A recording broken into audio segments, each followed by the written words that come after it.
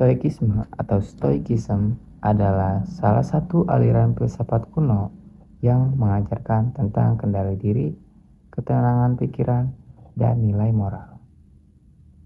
Stoikisme mengajarkan kita untuk merasa tenang dan bahagia.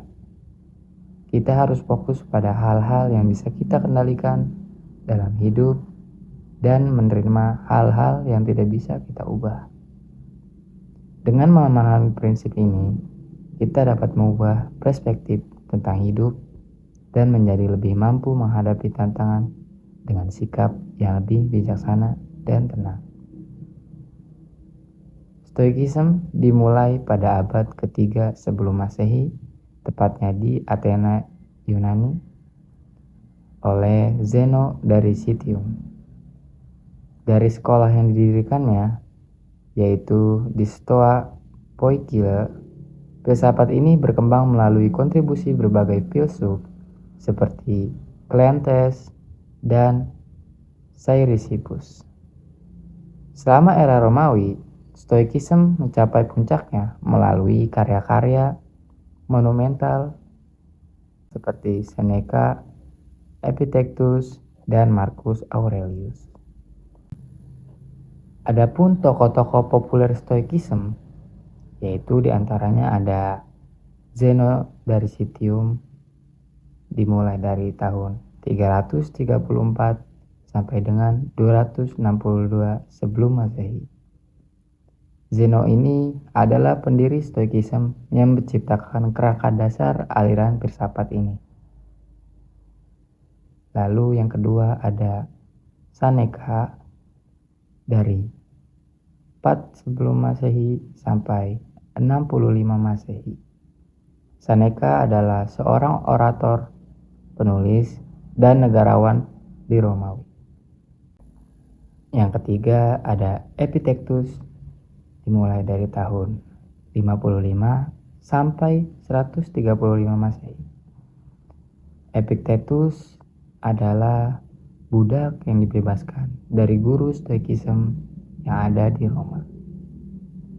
Yang terakhir yaitu nomor 4 ada Marcus Aurelius, dimulai dari tahun 121 sampai 180 Masehi.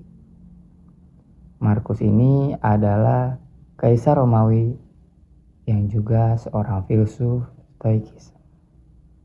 Kita lanjut ke pembahasan yang selanjutnya, yaitu Stoicism dalam kehidupan modern.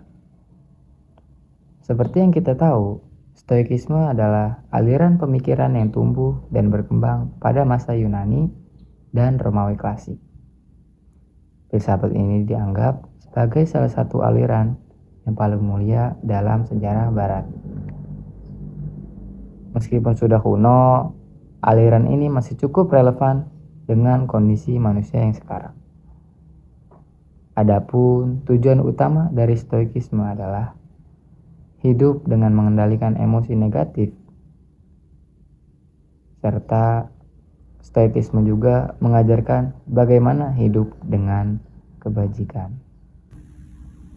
Kita lanjut ke pembahasan yang selanjutnya, yaitu mengenai kelebihan serta kekurangan dari aliran filsafat Stoicism ini. Ada 4 kelebihan yang bisa kita dapatkan dari prinsip Stoicisme dalam menjalankan hidup di era modern sekarang. Yang pertama, Stoicisme menekankan pentingnya mengelola emosi terhadap peristiwa-peristiwa yang berada di luar kendali kita. Yang kedua, Stoicisme mendorong kita untuk secara teratur merenungkan tindakan dan perilaku kita sehari-hari. Yang ketiga, Stoicisme juga mengajarkan kita untuk membedakan antara hal-hal yang berada dalam kendali kita, seperti sikap dan tindakan kita, dan hal-hal yang berada di luar kendali kita, seperti tindakan orang lain atau perubahan yang tak terduga. Yang terakhir, Stoicisme mengajarkan pentingnya berempati terhadap orang lain dan melihat kemanusiaan dengan lebih purna atau jelas. Adapun beberapa kelemahan dari aliran filsafat stoikisme ini, diantaranya ada 3 kelemahan. Yang pertama yaitu kurangnya emosi atau menekankan bahwa emosi negatif merupakan sumber ketidakbahagiaan, namun menekankan emosi secara berlebihan dapat mengurangi kualitas hidup dan membuat kita kurang peka terhadap situasi yang sebenarnya memerlukan perubahan. Lalu yang kedua ada kurangnya keterbukaan, dapat menekankan keteraturan dan kesederhanaan yang dapat mengurangi keterbukaan untuk menghadapi berbagai aspek kehidupan yang kompleks dan dinamis. Ini juga dapat menghasilkan pandangan yang terlalu sederhana dan kurang fleksibel. Yang ketiga, kurangnya tanggung jawab sosial, menekankan tanggung jawab individu atas tindakan mereka, tapi kurang menekankan tanggung jawab sosial untuk mengubah situasi yang tidak adil atau tidak baik.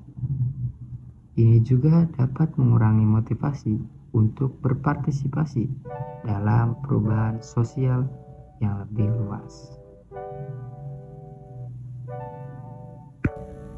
Mungkin cuman ini yang bisa saya sampaikan.